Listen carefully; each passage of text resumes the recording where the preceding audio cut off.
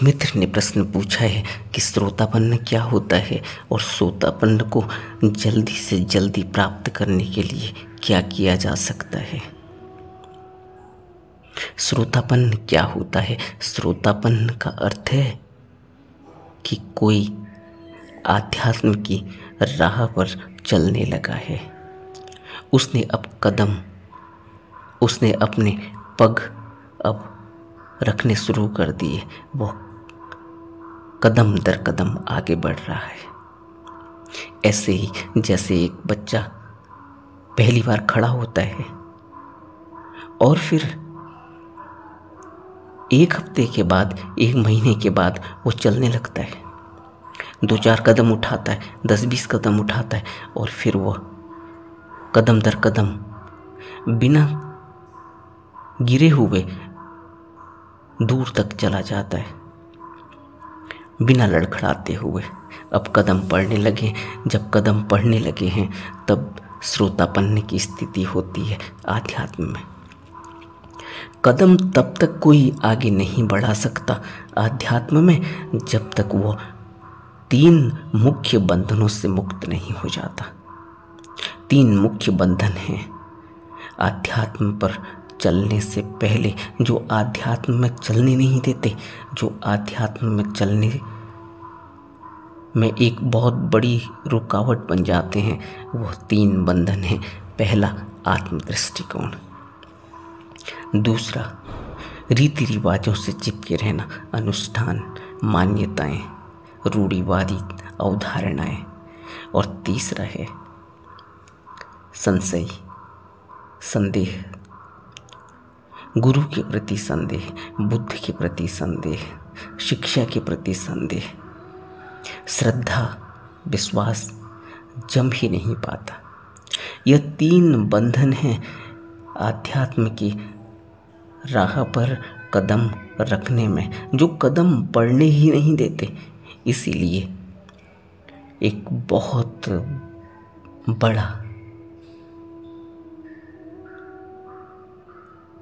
बड़ा भाग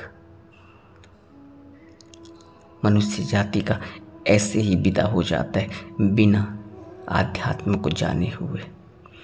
मनुष्य जन्म का यह सौभाग्य ऐसे ही व्यर्थ में बीत जाता है, जिसको बुद्ध कहते थे बहुत बड़ा सौभाग्य है मनुष्य का जन्म मिलना। इसीलिए सौभाग्य है कि इसमें हम इन 3 बंधनों को काटते हुए आध्यात्म की राह पर कदम बढ़ा सकते हैं, उस धारा से जुड़ सकते हैं, उस महासागर की तरफ बढ़ सकते हैं जो हमें निर्वाण की तरफ, जहाँ से हम निर्वाण प्राप्त करते, जहाँ से हम इस भवलोक से मुक्त हो जाते। उस धारा में बहने के लिए, उस धारा में चलने के लिए जो पहला कदम पड़ता है राह में, वो है श्रोतापन्न का। श्रोतापन्न होना आसान नहीं, सबसे बड़ी ताकत लगानी होती है, क्योंकि संशय मिटते नहीं, संदेह मिटते नहीं, गुरु के प्रति भरोसा आता नहीं, विश्वास आता नहीं, सब झूठा, सब ढोंग, सब बकवास मालूम पड़ती है। इसीलिए कोई भी जब आध्यात्म में प्रवेश करता है तो उससे पहले उसको अपने इन 3 बंधनों को गिराना होता है। श्रोतापन्न की स्थिति उस बच्चे की तरह है, जो बच्चा अब कदम रखने लगा है, जो अब लड़खड़ाता नहीं, जो अब तेज कदमों से दूर चला जाता है। और जो अभी तक श्रोतापन्न नहीं हुआ, वह अभी ऐसे ही है जैसे एक छोटा बच्चा सिर्फ अपने पालने में हाथ पांव हिलाता है, जो अभी अपने बिस्तर में क्राउलिंग कर रहा है, जो अभी घुटनों के बल चलने की कोशिश कर रहा है, लेकिन चल नहीं पाता। घुटने के बल कितनी दूर तक चला जा सकता है। यही स्थिति होती है उस हर व्यक्ति की जो आध्यात्म की राह पर तो चलना चाहता है, लेकिन अनुष्ठानों को छोड़ना नहीं चाहता, रीति रिवाजों से चिपके रहना चाहता है। मान्यताएं, अवधारणाएं, रूढ़िवादिता इतनी ज़्यादा घर कर जाती है कि उसे लगता है कि यह भी कर लो यह ठीक है, वह भी कर लो वह ठीक है। उसे यह लगता है कि ये कैसे छोड़ें, कहीं इसको छोड़ने से कुछ अनिष्ट ना हो जाए, कुछ गलत ना हो जाए। और वह उन मान्यताओं को छोड़ ही नहीं पाता जिन मान्यताओं से उसको कुछ मिलने वाला नहीं, बल्कि वह और भी ज़्यादा जड़ हो जाता है। आध्यात्म में कदम बढ़ते हैं जब 3 बंधनों से मुक्त होता है। जो तीसरा बंधन है, शिक्षा को समझना और उस पर चलने के लिए दृढ़ संकल्पित हो जाना, किसी सद्गुरु पर भरोसा हो जाना, बुद्ध पर भरोसा हो जाना, श्रद्धा जग जाना। इसीलिए तो बुद्ध ने जब स्वीकार किया धम्म चक्र चलाने की बात को, तो सबसे पहले बुद्ध ने यही कहा कि जिसको श्रद्धा होगी वही उस राह पर चल पाएगा। श्रद्धा, और श्रद्धा जमती ही नहीं, श्रद्धा जमती ही नहीं, क्योंकि समाज में रूढ़िवादी अवधारणाएं इतनी ज़्यादा हैं, समाज में बातें इस तरह से फैलती हैं और गलत अवधारणाएं इस तरह से फैलती हैं कि उनसे बाहर निकल ही नहीं पाता। और जो भी कानों में सुनाई पड़ता है वो सिर्फ इसी तरह की अवधारणाएं हैं, तो किसी गुरु के प्रति विश्वास जम नहीं पाता। समाज में धोखाधड़ी ऐसी है कि उस धोखाधड़ी के बीच में किसी बुद्ध पर, उसकी शिक्षा पर विश्वास जम नहीं पाता, क्योंकि समाज में इस तरीके के रीति रिवाज हैं, इस तरह के अनुष्ठान हैं, इस तरह की मनगढ़ंत बातें हैं। उन मनगढ़ंत बातों से बाहर निकलना मुश्किल हो जाता है। संशय, संदेह मिटते ही नहीं। जब कोई व्यक्ति श्रोतापन्न की स्थिति को पाता है तो वह सबसे पहले तो बुद्ध पर, धम्म पर और संघ पर श्रद्धा जमाता है, विश्वास पैदा करता है।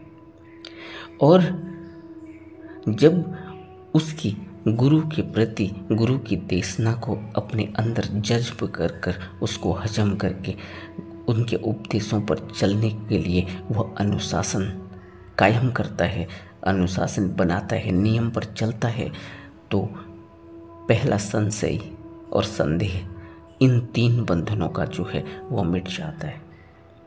अब उसे गुरु के प्रति विश्वास पैदा हुआ, अब उसको यह भरोसा हुआ कि यह मार्ग उसे निर्वाण तक ले जाएगा। अब उसे पक्का हो गया कि अब वह आध्यात्म की राह पर कदम बढ़ाएगा, आगे चलेगा। अब उसे कोई भी अनुष्ठान, कोई भी रीति रिवाज, कोई भी अवधारणाएं, कोई भी समाज में चल रहे लोकाचार रोक नहीं पाएंगे। और आत्मदृष्टिकोण, आत्मदृष्टिकोण कि मैं कुछ हूँ, आत्मदृष्टिकोण कि मेरा कुछ है, आत्मदृष्टिकोण कि मैं सदा के लिए रहने वाला हूँ, यह सब उसका मिटता चला जाता है, क्योंकि उसे अपनी अनित्यता का, इस जगत की अनित्यता का, अपनी अनात्मता का बोध होने लगता है। बुद्ध की शिक्षाओं से, गुरु की शिक्षाओं से, गुरु के उपदेशों से, गुरु के सत्संग से वो यह सब कुछ अपने अंदर गहरे में अनुभव करने लगता है। जब उसको गहरे में यह बातें अनुभव होने लगती हैं तब इनके बंधन ढीले होने लगते हैं और जैसे जैसे वह राह पर नियम पूर्वक चलने लगता है, उपदेशों को सुनकर समझकर अपने जीवन में उतारने लगता है, क्या करना है और क्या नहीं करना है उनका पालन करता है, तब वो आत्म दृष्टिकोण से भी मुक्त होता है, अनुष्ठान, रीति रिवाज, आडंबर, खोखले दिखावे इनसे भी मुक्त होता है और संशय और संदेह से भी मुक्त हो जाता है। जैसे ही वह इन 3 बंधनों से मुक्त होता है वह श्रोतापन्न की स्थिति में पहुंच जाता है, वह आगे बढ़ने लगता है। और उसके बाद जो बड़ी घटना घटती है वो है कि अपवित्रता उसके अंदर से निकलने लगती है। क्या क्या अपवित्रताएं हैं जो एक व्यक्ति को आध्यात्म की राह पर चलने नहीं देती? ईर्ष्या, उसके अंदर ईर्ष्या का भाव है, जलन का भाव है, द्वेष है, क्रोध है, तृष्णा है, पाखंड है, धोखेबाजी है, आईने से घमंड, मैं कुछ हूं, और बदनामी का डर। कुछ अपवित्रताएं हैं जो उसको श्रोतापन्न की स्थिति में आने से पहले छोड़नी होती हैं और छूट ही जाती हैं, क्योंकि उपदेशों को जब वो अपने जीवन में उतारने लगता है तो ये सब बातें चली जाती हैं। जैसे ही वो संघ में प्रतिष्ठित होता है, जैसे ही वो संघ पर अपना भरोसा, अपनी श्रद्धा रखने लगता है, वैसे ही उसके अंदर से दूसरे के प्रति ईर्ष्या का भाव खत्म हो जाता है, वो सेवा करने लगता है, उसका पाखंड, दिखावा सब खत्म हो जाता है। जब वो संघ में अपने ही जैसे व्यक्ति को जो उसी राह पर चल रहा है जब उसको देखता है तो उसके अंदर से दिखावा खत्म हो जाता है, पाखंड खत्म हो जाता है, धोखेबाजी खत्म हो जाती है, धोखा देने की आदत जाती रहती है, बदनामी का डर और ऐसा घमंड कि मैं कुछ हूँ वह उसका दूर होता चला जाता है और अपवित्रताएं छंटने लगती हैं। अपवित्रताएं छंटते ही, जैसे बुद्ध ने कहा कि जैसे ही किसी को मेरे प्रति विश्वास होता है, जो मेरा शिष्य बना, मेरे प्रति श्रद्धा जगी, उसको अब यह घोषणा कर देनी चाहिए कि अब उसको उसका नरक खत्म हो गया, अब वह नरक में नहीं पड़ेगा, अब वह निचली योनियों में, पशु योनि में जन्म नहीं लेगा, अब वह उसकी वासना, उसकी घृणा खत्म हो जाएगी। यह वो घोषणा कर सकता है, बुद्ध कहते हैं। तब श्रोतापन्न की स्थिति पैदा होती है, जब यह सब कुछ हो जाता है। अब इन मित्र ने प्रश्न पूछा कि श्रोतापन्न जल्दी से जल्दी प्राप्त किया जाए, इसके लिए क्या किया जाना चाहिए? श्रोतापन्न जल्दी से जल्दी प्राप्त हो जाए, इसके लिए सबसे पहला काम है कि किसी गुरु के, किसी बुद्ध के दर्शन, किसी गुरु पर श्रद्धा, किसी बुद्ध के प्रति श्रद्धा से अपने संदेह को मिटाना, बुद्ध के उपदेशों को, सद्धर्म को श्रवण करना, अच्छे से श्रवण करके उनको अपने जीवन में उतारना और सद्धर्म का श्रवण, उपदेशों को सुनने के साथ साथ उनको मनन और चिंतन से अपने जीवन में उतारते ही सारे संदेह खत्म हो जाते हैं। एक गुरु के प्रति श्रद्धा पैदा होती है। जब तक गुरु के प्रति श्रद्धा नहीं है, संघ में विश्वास नहीं है, धम्म में श्रद्धा नहीं है, तब तक श्रोतापन्न की स्थिति को प्राप्त नहीं किया जा सकता। तो पहली बात तो यही है कि हमें किसी बुद्ध के दर्शन करने होंगे, किसी बुद्ध को, किसी गुरु को अपने जीवन में बनाना होगा, उनकी राह पर चलना होगा, उनके प्रति श्रद्धा रखनी होगी, उनको अपना सब कुछ मानना होगा।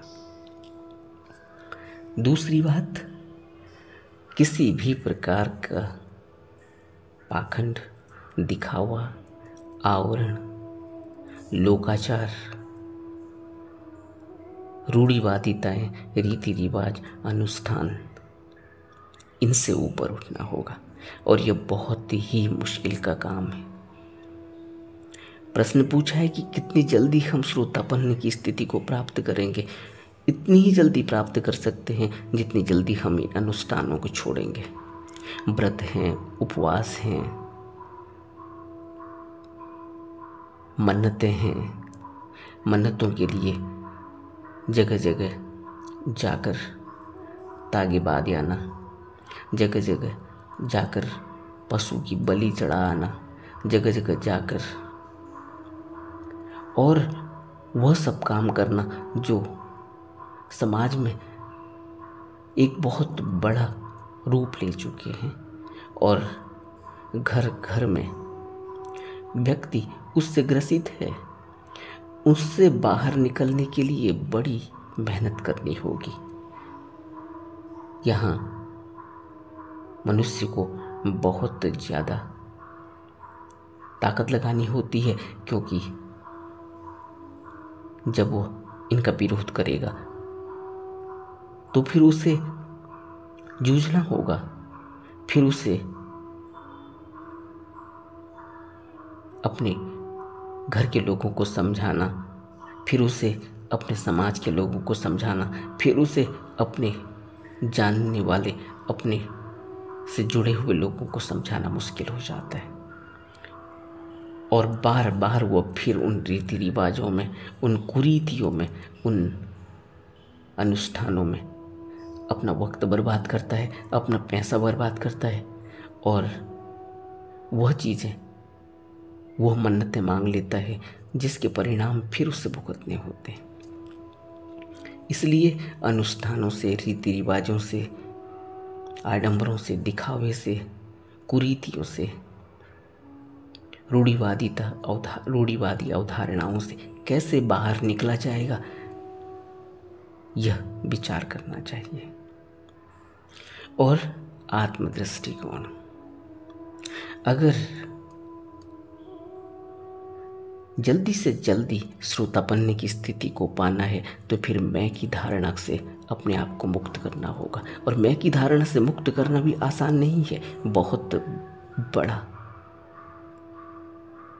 दांव है, बहुत बड़ी ताकत लगानी होती है, क्योंकि मैं का भाव जाता ही नहीं। मैं पढ़ा लिखा, मेरी इतनी डिग्रियां, मेरे पास इतने पैसे, मेरा इतना बड़ा परिवार, मेरा यह कुल, मेरा यह गोत्र, मेरी यह जाति, मेरा यह देश, मेरे पास इतना पैसा, मेरा इतना पीछे से बैक सपोर्ट, इतना बड़ा पद, यह सब कुछ ही आगे आ जाता है। यह आत्म दृष्टिकोण आध्यात्म की राह पर चलने ही नहीं देता। इससे भी हमें बहुत बड़ी लड़ाई लड़नी होती है। तो अगर कोई व्यक्ति श्रोतापन्न स्थिति को जल्दी से जल्दी प्राप्त करना चाहता है तो जल्दी से जल्दी प्राप्त करने के लिए जितनी वो जल्दी करता है उतनी देर लग जाती है, क्योंकि इनकी जड़ें बहुत गहरे में फैली हुई हैं और जन्मों जन्मों से फैली हुई हैं। ऐसा भी नहीं है कि अभी कुछ ही दिनों से, कुछ ही महीनों से या इसी जन्म से, पता नहीं कितने जन्मों से यह आत्म दृष्टिकोण की जड़ फैली हुई है। पता नहीं कितने जन्मों से यह कुरीतियाँ या आवरण या दिखावे या झूठी बातें, रीति रिवाज, अनुष्ठान अंदर घर किए हुए, और मन जितना मलिन होगा उतना ही संशय और संदेह। किसी गुरु को, किसी बुद्ध को, किसी सदगुरु को अपने से बड़ा मान लेना और किसी मनुष्य को भगवान कह देना, यह तो बहुत ही बड़ी बात हो जाती है। यह भी मन स्वीकार नहीं कर पाता, इसलिए संशय और संदेह बना ही रहता है। तो श्रोतापन्न की स्थिति को जल्दी से जल्दी नहीं पाया जा सकता। जल्दी से जल्दी कुछ ऐसा नहीं है कि कोई तेज गति से चलने वाला वाहन पकड़ लिया जाए तो जल्दी हम किसी गंतव्य पर पहुंच जाएंगे। ऐसा यहाँ नहीं है। श्रोतापन्न की स्थिति को प्राप्त करने के लिए हमें अपने ऊपर काम करना होगा। इसमें कोई ऐसा नहीं कि कोई दूसरा हमारे लिए कर देगा। कोई मैजिक वैंड नहीं है कि कोई गुरु अगर हम धारण कर लें तो वो कोई हमारे ऊपर कोई ऐसी मैजिक वैंड घुमाएगा और फिर हम श्रोतापन्न हो जाएंगे। ऐसा नहीं है। इसके लिए तो हमें खुद मेहनत करनी होगी, अपने आत्मबल को जगाना होगा। इसके लिए हमें अपने अंदर झांकना होगा, अपने संशयों को देखना होगा, अपने संदेह को देखना होगा, अपनी रूढ़िवादी विचारधारा को देखना होगा, अपने झूठ जो हमने अंदर पाल पोस कर बड़े किए हुए उनको देखना होगा। जिन अनुष्ठानों को हम सब कुछ ही आध्यात्म मान चुके हैं, जिन व्रतों को, जिन रीति रिवाजों को, जिन कुरीतियों को, जिन आडंबरों को हम अपना सब कुछ मान चुके हैं और यह मानते हैं कि यह हमारे पुराने लंबी चेन हमारे घर की इससे जुड़ी हुई है, हमारे समाज की इससे जुड़ी हुई है, हमारी देश से इसकी जुड़ी हुई है, हमारी संस्कृति से जुड़ी हुई है। यह सब कुछ ही यहाँ से बाहर नहीं निकलने देते, क्योंकि अवधारणा बहुत जन्मों जन्मों की होती है और अवधारणा की जड़ें बहुत गहरी होती हैं। इसलिए बुद्ध धम्म पद में कहते हैं कि सबसे पहला काम है कि सारी अवधारणाओं को गिरा दो। सबसे पहला काम है कि अपने सारे रीति रिवाजों को गिरा दो, नहीं तो राह पर चला नहीं जा सकता। क्यों इस धारा पर चला नहीं जा सकता? क्योंकि आर्य अष्टांगिक मार्ग का पालन करने के लिए प्रज्ञा होनी बहुत जरूरी है, सम्यक दृष्टि होनी बहुत जरूरी है, सम्यक संकल्प होना जरूरी है। सम्यक संकल्प से यह होता है। श्रोतापन्न की स्थिति को जल्दी पाने के लिए गहरा सम्यक संकल्प होना चाहिए, सम्यक दृष्टि होनी चाहिए, यानी प्रज्ञा और विवेक की जागृति होनी चाहिए। प्रज्ञा और विवेक की जागृति कैसे होगी? तब होगी जब हम किसी बुद्ध के उपदेशों को, सद्धर्म को श्रवण करेंगे और सद्धर्म का श्रवण करके उसको अपने जीवन में पालन करेंगे, नियम पूर्वक शील के नियमों का पालन करेंगे, आर्य अष्टांगिक मार्ग पर चलेंगे। आर्य अष्टांगिक मार्ग के 8 अंग हैं, उन 8 अंगों को अपने जीवन में उतारेंगे। और जैसे ही 8 अंगों को अपने जीवन में उतारते हैं तो जो सबसे बड़ी घटना घटती है वो यही है कि सारी अपवित्रता धुलने लगती है, कर्मों, अकुशल कर्मों का नाश होने लगता है। कैसे अकुशल कर्म करेंगे? जब सम्यक कर्मांत की बात आती है तो कर्म वही करना है जो सम्यक है, जिसके परिणाम सुखद, जिसके परिणाम कुशल होने वाले, जिसके परिणाम हमेशा ही अच्छे होने वाले, लोकहित के लिए होने वाले, पुण्य होने वाले। और सम्यक वाक उतना ही बोलना जितनी जरूरत है, उतना ही सम्यक आजीविका, उतना ही खाना, उतने ही में संयम जितने की आवश्यकता है, जिससे शरीर चल सकता है। भोजन की मात्रा, भोजन पर नियंत्रण, सोने पर नियंत्रण, बोलने पर नियंत्रण, चलने पर नियंत्रण। जीवन में इतना संयम आ जाना, तब श्रोतापन्न की स्थिति पैदा होती है। तो अपने ही ऊपर काम करना होगा। ऐसा नहीं है कि कोई कर देगा, कोई नहीं करेगा। इसीलिए बुद्ध कहते हैं कि करना तो तुम्हें ही होगा। बुद्ध तो सिर्फ, तथागत तो सिर्फ राह दिखा सकते हैं, चलना तो स्वयं होगा। कोई श्रोतापन्न की स्थिति तक पहुंचा नहीं सकता। और जल्दी की बात तब है जब यह सब कुछ स्पष्ट दिखाई देता हो। दिखाई ही नहीं देता। क्या दिखाई देता है? अपने रीति रिवाज पर हम क्यों चल रहे हैं, रूढ़िवादी अवधारणाओं को क्यों हमने पकड़ कर रखा हुआ है, क्यों हम इन अनुष्ठानों पर, इन व्रतों पर और इन लोक लज्जा वाले, दिखावे वाले कामों में लगे हुए हैं। कभी इस पर हमने विचार किया? और क्यों हम अपने आत्म दृष्टिकोण में, आत्म भाव में इतनी बुरी तरह से उलझे हुए हैं कि हम दूसरे को कुछ समझते ही नहीं। और क्यों हमारे अंदर इतनी अपवित्रता है कि हम दूसरे से जलन करते हैं। क्यों हमारे अंदर इतनी अपवित्रता है कि हम द्वेष करते हैं। क्यों हमारे अंदर इतनी अपवित्रता है कि हम मोह और लोभ में उलझे हुए हैं। क्यों हमारे अंदर इतनी अपवित्रता है कि हम धोखा देने को तैयार हैं। क्यों हमारे अंदर इतनी अपवित्रता है कि हम पाखंड करते हैं, दिखावा करते हैं, झूठा दिखावा। यह सब कुछ ही हमें देखना होगा। श्रोतापन की स्थिति पाई जा सकती है, लेकिन क्या हम यह सब कुछ अपने अंदर देख पाएंगे? इस पर विचार करना होगा। नमो बुद्धाय।